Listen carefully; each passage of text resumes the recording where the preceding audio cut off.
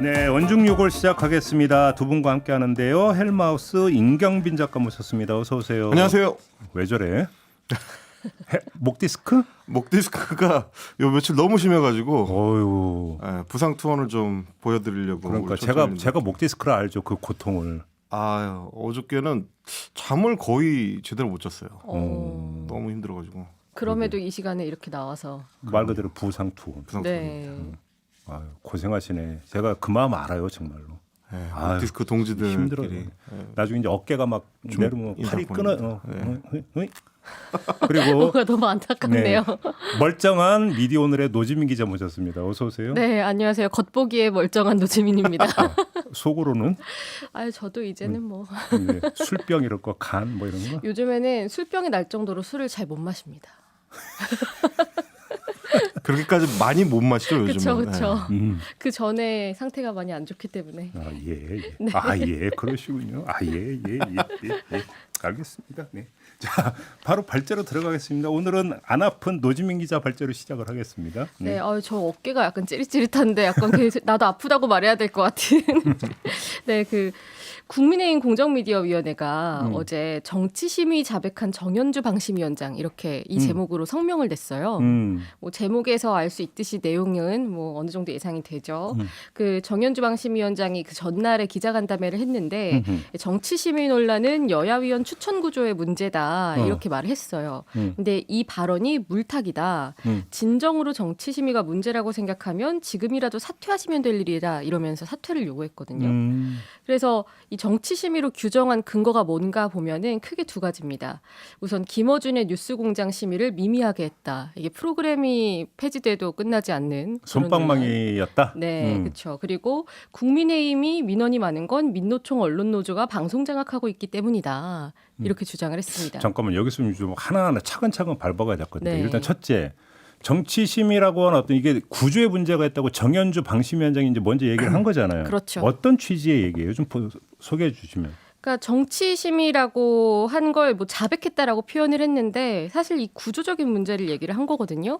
방통심의위원회 같은 경우도 뭐 정부 직속 이런 기구 같은 거라고 볼 수는 없지만 사실 여대야소 구조로 추천이 되잖아요. 위원들. 네, 예. 위원들이. 그래서 이런 구조에서는 뭐 영향력을 어느 정도 받을 수밖에 없는 근본적인 문제가 있다라는 점을 언급을 직접 한 거죠. 쉽게 그 얘기는 정연주 위원장의 발언은 그러니까 심의위원들이 독립되고 객관적인 입장에서 방송 내용을 심의하는 게 아니라 자기를 추천한 정파의 어떤 논리에 따라서 심의를 한다.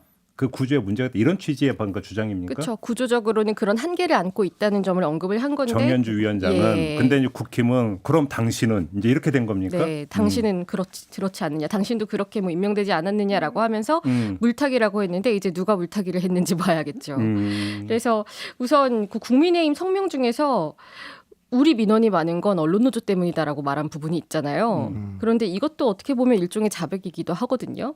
그래서 이 정당 민원을 공개한 게 있어요. 방심위 자체에서. 그래서 이 정치심의라고 할 만한 것 중에서 가장 대표적인 게 아무래도 정당에서 민원을 제기해서 이뤄진 심의가 있을 거 아니에요. 그래서 그 내용을 조금 보려고 하는데요. 이 방심위가 2008년 만들어져서 지난해까지 정당 통해서 심의가 얼마나 들어왔느냐.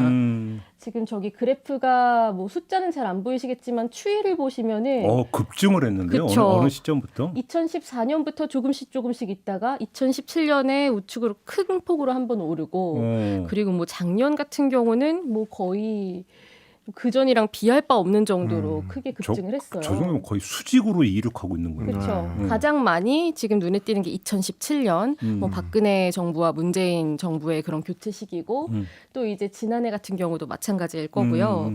그래서 이게 각 정당별로 얼마나 했냐 이게 또 중요하잖아요. 네. 근데 사실 이 표를 조금 한 번 더 보면은요.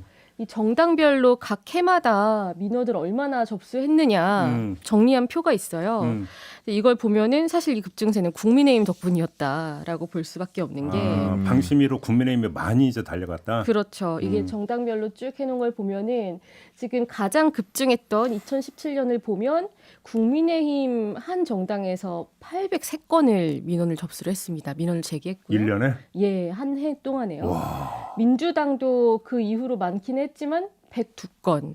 거의 7배 수준으로 지금 차이가 나고 있고 이 연간 이 2017년 한 해 동안 총 정당에서 제기된 민원이 906건이니까 이 두 정당에서 다 이뤄졌고 거의 대부분은 국민의힘이 했다. 이렇게 볼 수밖에 없는 거죠. 근데 이제 그거에 대해서 국민의힘은 아니 방송이 친민주당 정권이고 방송이고 네. 그 친민주당이 된 게 결국은 친민주당의 언론 노조가 장악하고 있기 때문 이런 논법인 겁니까? 그러니까 그렇죠. 그런 주장을 하고 있는데 지금 보시면 2008년부터 2013년까지는 거의 없었어요. 국민의힘이 2012년에 한 건 제기한 것뿐이고 그리고 2014년부터 2016년까지 뭐 박근혜 정부 시기에는 민주당 쪽에서 민원을 제기한 게 지금 집계가 됐는데 뭐 36건, 184건, 281건 뭐 연평균으로 하면은 연 200건씩 정도 했고요.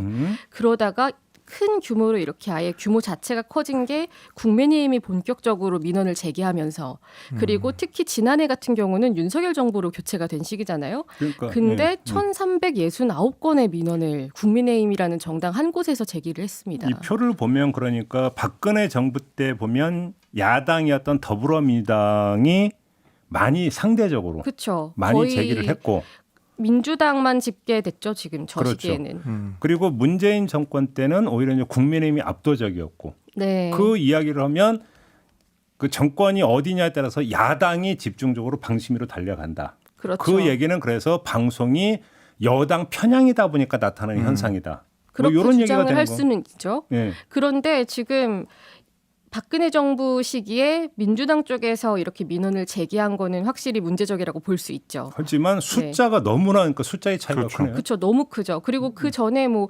이명박 정부부터 시작해서 윤석열 정부에 이르기까지 정권 교체가 쭉 있었는데 항상 그 박근혜 정부 3년을 제외하고는 국민의힘이 후반부 들어서 줄곧 압도적으로 가장 많이 민원을 제기하고 있다.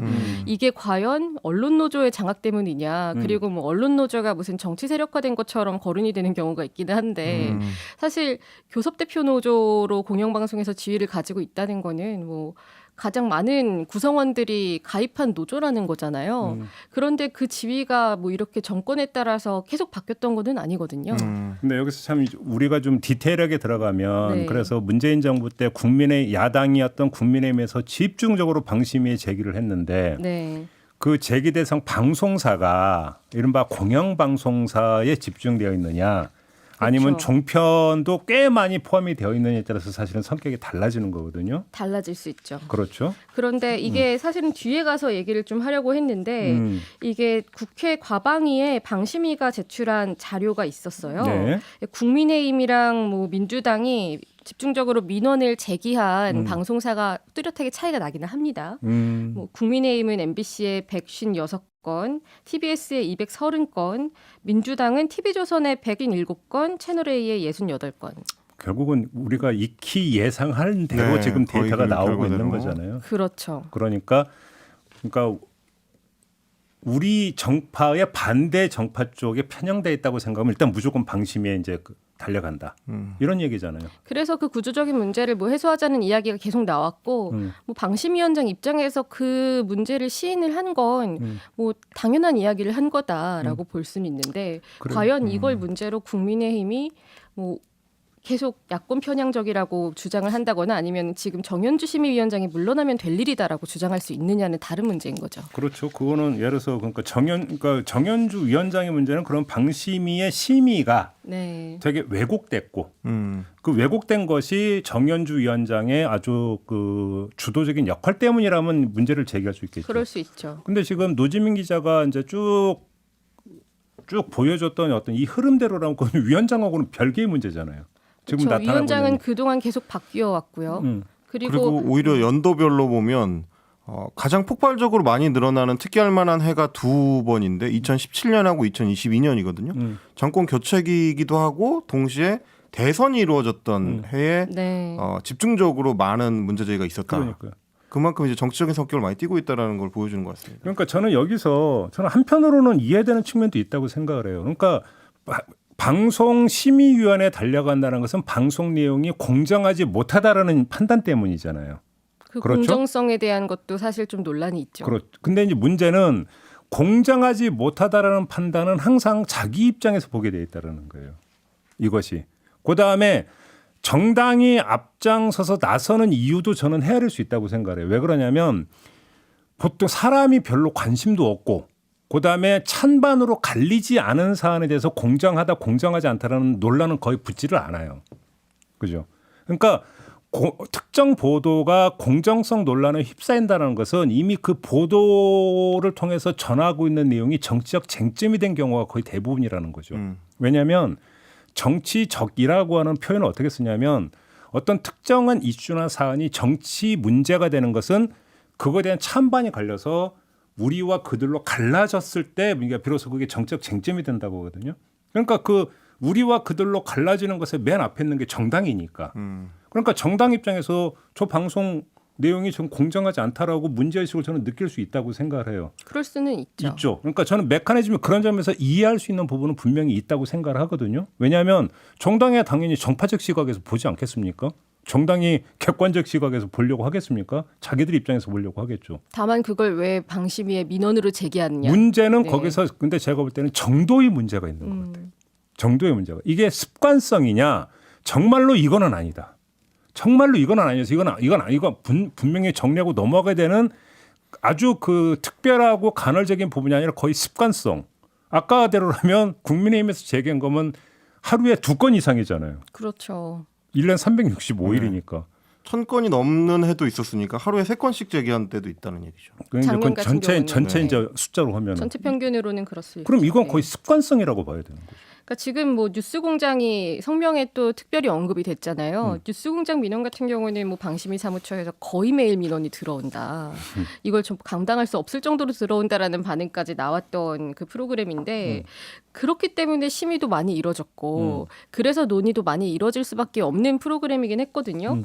그러면은 뭐 내용이 좀 일방적으로 좀 어느 정도 봐주기식으로 이루어졌느냐를 한번 보면 가장 최근 사례를 볼 게 하나가 있어요. 21일에 방송심의 소위가 이루어졌는데 방심위에서 방송과 통신을 나눠서 심의를 하니까요.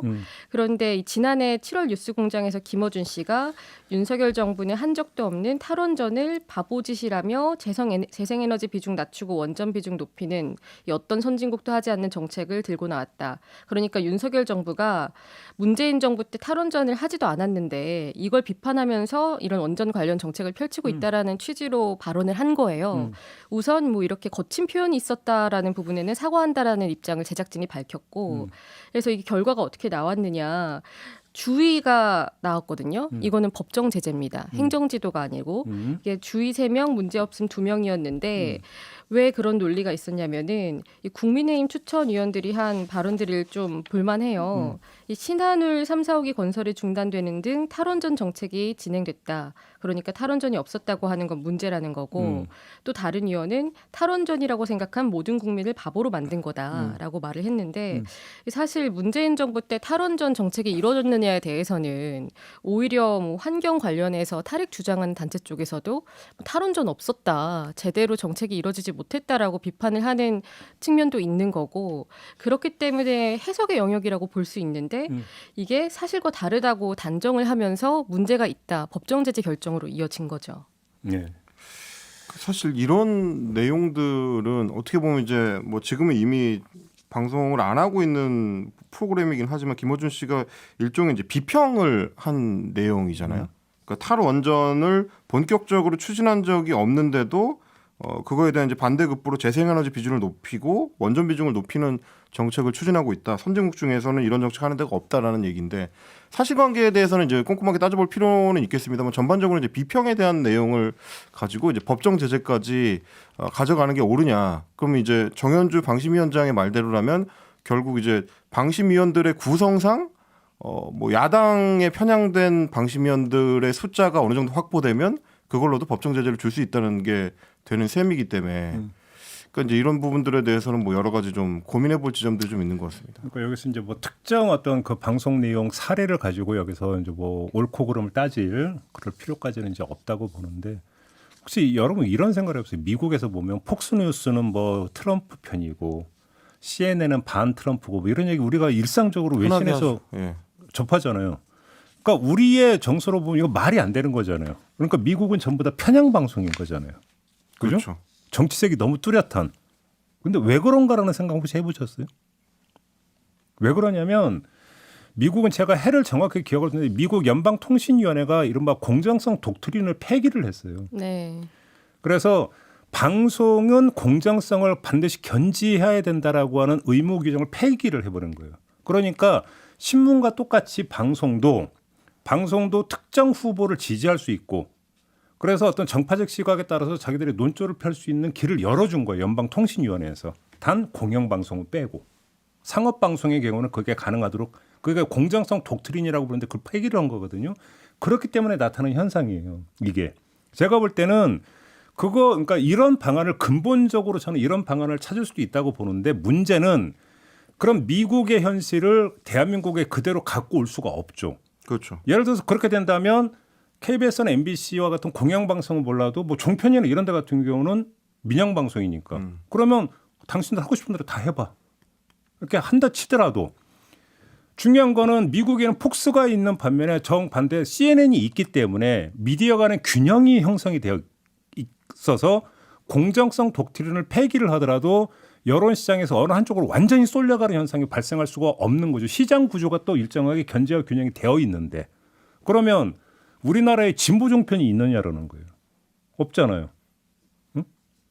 이렇게 되어버리면은 문제가 발생하는 거 아닙니까? 거기다가 우리나라 같은 경우는 신문에서도 특정 후보를 지지하고 이런 거 논설 못 쓰게 되어 있거든요. 그렇죠. 법정으로.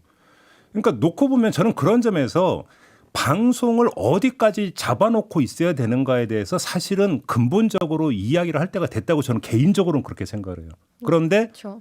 그게 너무 원론적인 대한민국 현실에 대입하면 또 전혀 아닌 거죠. 이것이. 그래서 뭐 방심위 자체가 문제라는 지적도 그렇고 지금 방심이라는 이런 걸 대체할 수 있는 무언가를 할 수 없다면 공정성 관련한 심의 규정이라도 좀 폐지를 하자 이런 이야기는 줄곧 이뤄지고 있지만 뭐 근데 사실 네. 이제 공정성 부분도 있고 이제 객관성 의무라는 것도 그쵸. 있어요. 예. 심의 규정 중에는 예. 뭐 여러 가지가 있는 부분이 있기 때문에.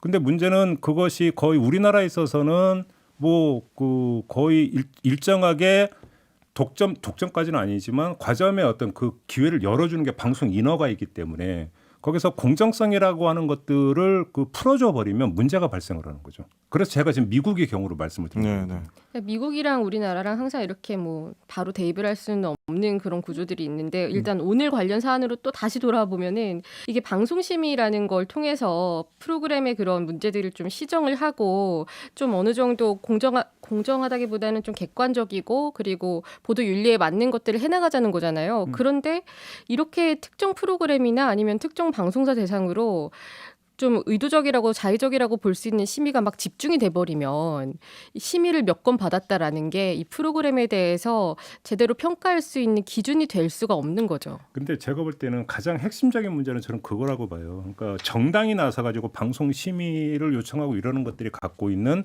진짜 의도. 그것이 쟤네가 정말로 공정성을 위해서 누가 보더라도 문제가 있는 그 방송을 했다의 부분들도 있을 수 있을지 모르겠으나 그거를 통해서 방송을 길들이려고 하는 측면.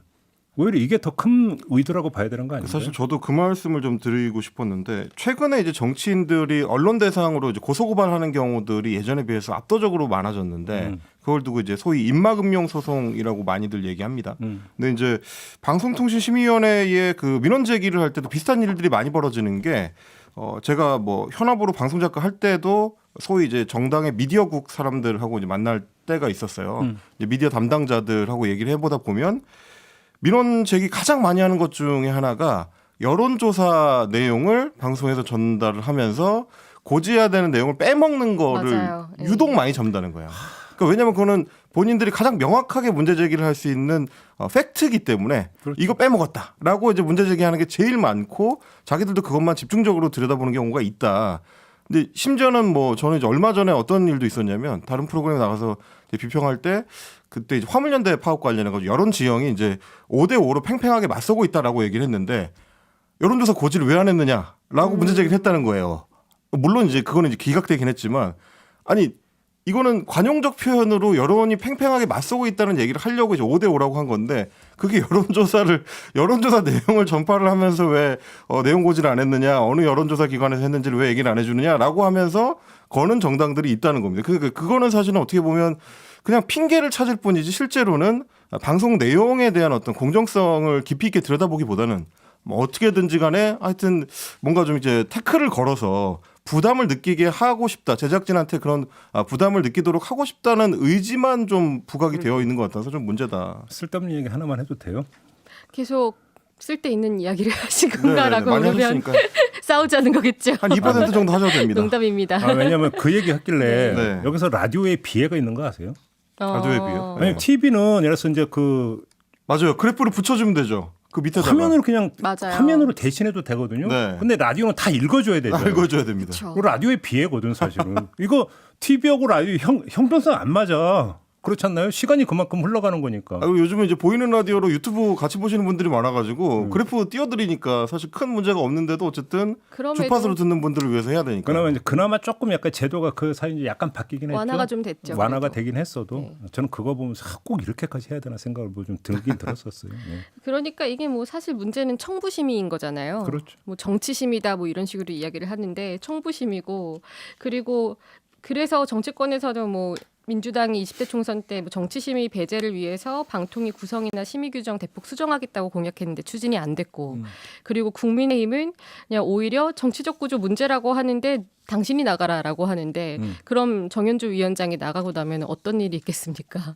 그냥 구조만 바뀔 뿐이겠죠. 그러니까 구성 이제 비만. 그러니까 네. 가장 그 심플한 방법은 얼핏 생각하면 그래서 이제 방송 심의위원들은 정당 추천하지 말고 네. 그러니까 정당과 무관한 독립적으로 자율적이고 그다음 객관적으로 판단할 수 있는 사람을 그냥 심의위원으로 구성을 하면 정당이 뭐 100건을 그 저기 심의 요청을 하든 1000건을 심의 요청하든 거기서 걸러지지 않겠느냐 이 얘기가 성립이 되는데 그러면 누가 어떤 권한으로 어떤 기준으로 그러면 심의위원들을 그러면 위촉할 거냐 이 문 여기서 막히는 거잖아요 사실은. 그래서 뭐 결국은 자율기구로 가야 된다는 말이냐 뭐 이런 식으로 이어지기는 하는데 그러니까. 어쨌든 뭐 법적으로 이렇게 뭐 정당 추천 같은 구조를 해소하려는 노력을 기울일 필요는 있는 거죠.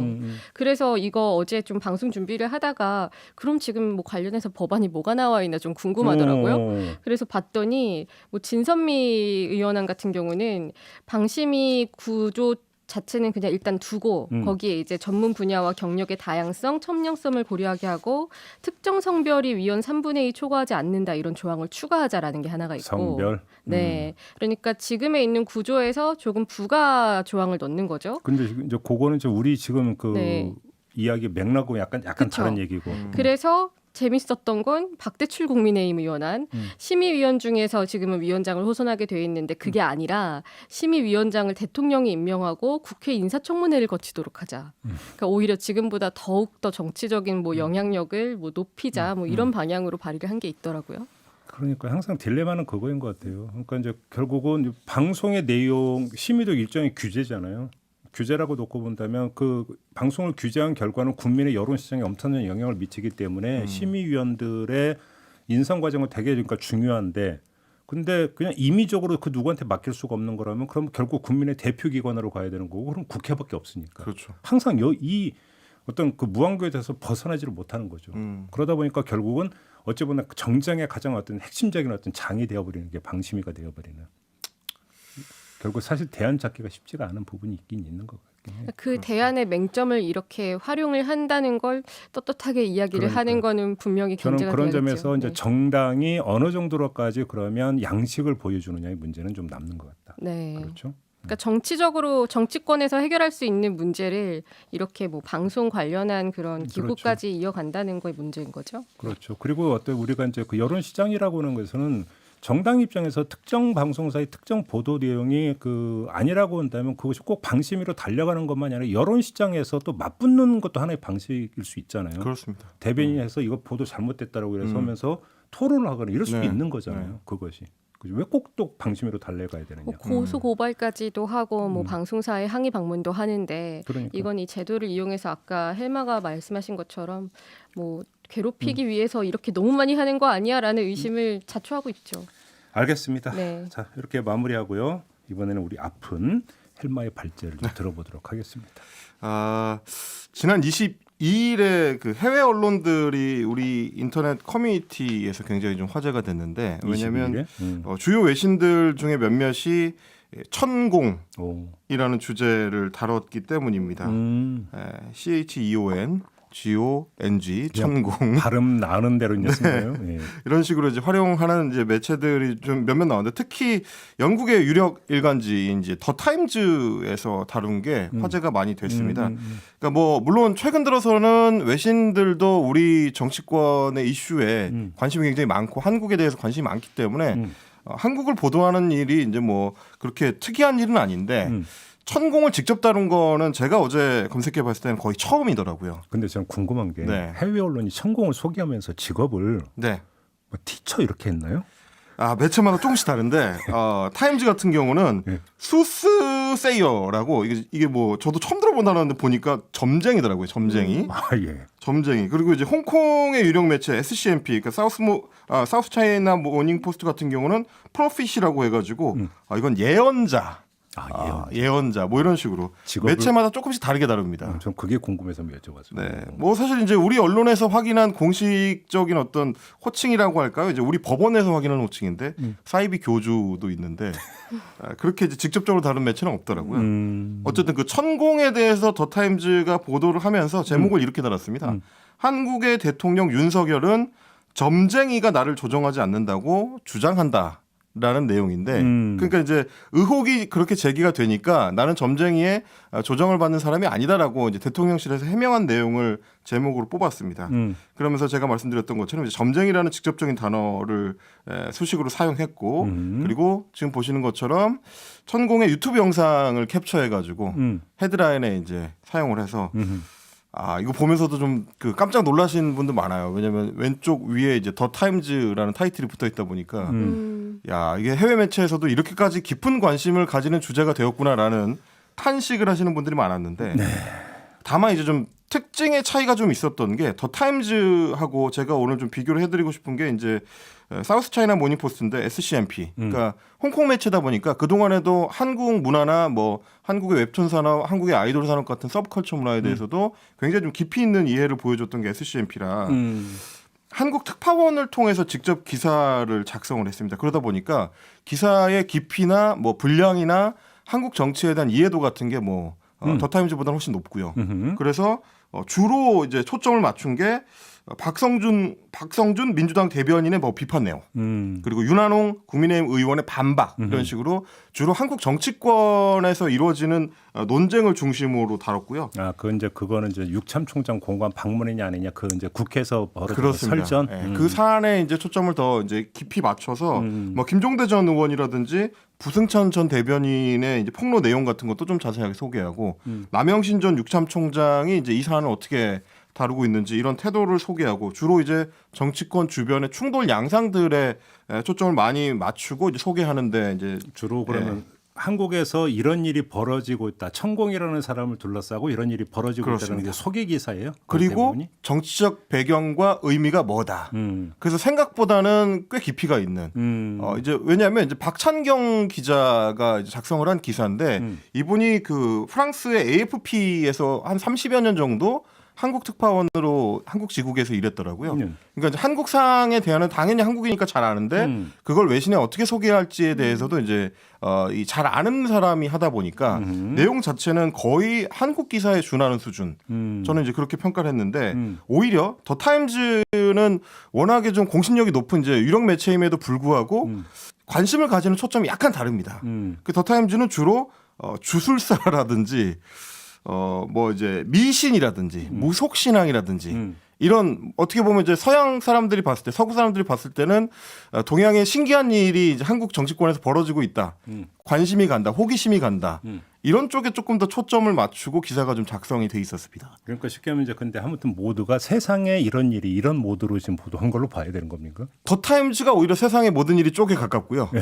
세상에 이런 일이? 아이고 이런 쪽에 가깝고 SCMP 같은 경우는 조금 더 한국 정치권의 이 내밀한 내용을 다루는 쪽에 조금 더 가깝고 그래서 타임즈에서 이 작성한 내용을 조금 소개를 해드리면 예전에 대선 기간 동안에 있었던 윤 대통령의 이 무속신앙 관련된 에피소드를 꽤 자세히 다룹니다. 손바닥 왕 이런 거. 손바닥 왕자라든지 소위 그 소개하기 애매하지만 이제 학문침 전문가와 관련된 에피소드라든지 뭐 이런 것들 혹은 배우자 김건희 씨가 뭐 점술에 관한 논문으로 박사학위를 받았다라든지 사실이 맞긴 한데 초점은 우리가 생각하는 거랑 약간 다른 뭐 이런 내용들을 많이 좀 다뤄서 관심의 초점이 주로 한국 대통령과 무속 신앙 이쪽에 좀 맞춰져 있다는 거를 알 수 있었고요. 그러니까 다만 이 매체들이 그 전에 아무도 다루지 않았던 외신에서 다루지 않았던 천공이라는 주제를 다루게 된 계기는 결국에는 대통령실에서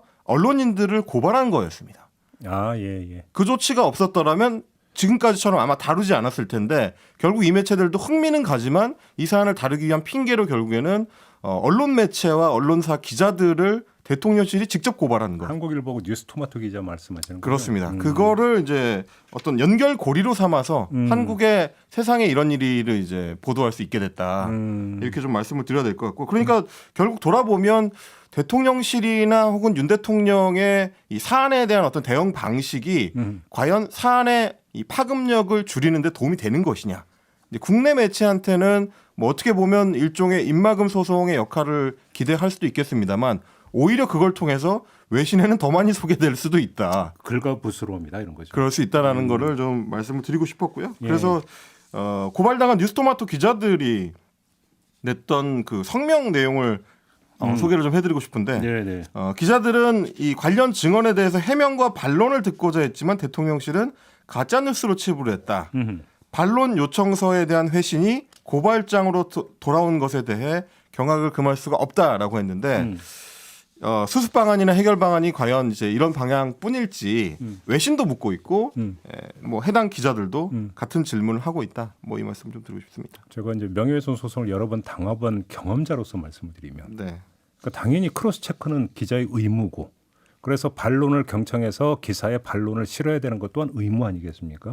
근데 문제는 반론 기회를 부여를 했음에도 불구하고 반론 기회를 본인이 스스로 거부를 하고 나중에 이제 소송으로 갔을 때 그럼 본인한테 그게 도움이 되느냐 아니냐 이게 이제 그 문제가 되는 거 그렇습니다. 아니겠습니까? 별로 도움이 안 되는 걸로 저는 알고 있습니다. 제가 봤을 땐 별로 도움이 안 되는 것 같다. 그렇죠. 얼마나 성실하게 반론을 취재하기 위해서 노력을 했느냐도 하나의 쟁점으로 들어가니까. 그러니까요.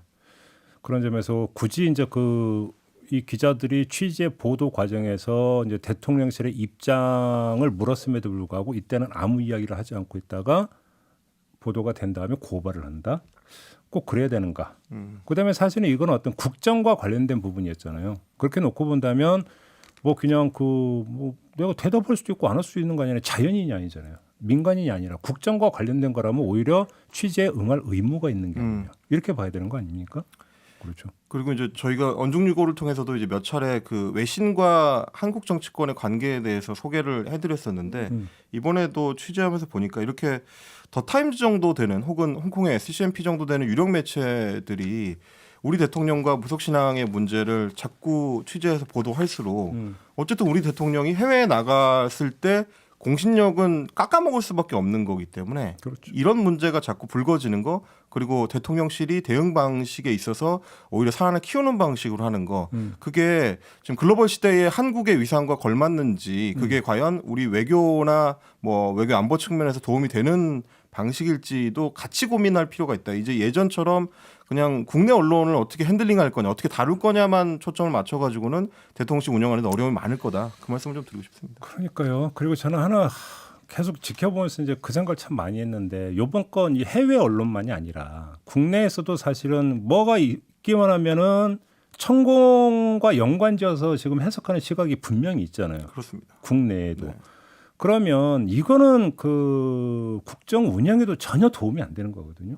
의혹을 계속 의혹으로 남겨두는 거죠. 아, 그럼요. 그리고 이거는 또 이제 정권 담지자들이 이제 아주 즐겨 쓰는 표현, 국격에도 지금 안 맞는 거잖아요. 네. 그렇습니다. 그러면 이걸 도대체 어떻게 정리하고 어떻게 털고 갈 수 있을까? 저는 그 생각을 한번 해봤는데, 저 머리가 나쁜지 방법을 모르겠네. 혹시 두 분 아시는 거 있어요? 한번 조언을 해주시죠. 아, 모르겠다니까. 그러니까. 근데 우선은 근데 지금 오랫동안 좀 지켜보면 이게 이제 정권 초창기에 어떤 문제가 불거졌을 때 그걸 급하게 덮거나 힘으로 누르면 한 3, 4년 차에 풍선 효과로 터지더라고요. 네. 풍선 효과로 터지면 그때는 오히려 막기 어려운 방식으로 이제 굉장히 사안이 커지는 경우가 많기 때문에 그러니까 그건 국가적 불행이잖아요. 굉장히 큰 불행이죠. 그러다 보니까 저는 뭐 박근혜 뭐 국정농단 때도 그랬었고 MB 때도 그 민간인 사찰이나 이런 것도 마찬가지였습니다만은 힘이 있을 때 눌러버리면 그게 해결이 되는 것처럼 보이지만 나중에 보면은 훨씬 큰 문제로, 그러니까 수습할 수 없는 수준의 문제로 되돌아오기 때문에 차라리 사안이 불거졌을 때 명확하고 정직하게 설명을 해서 국민들을 납득시키고 설득하고 어떤 이해시키고 또 이제 잘못한 게 있다면 용서를 구하는 것이 가장 정석이지만 가장 확실한 방법이다.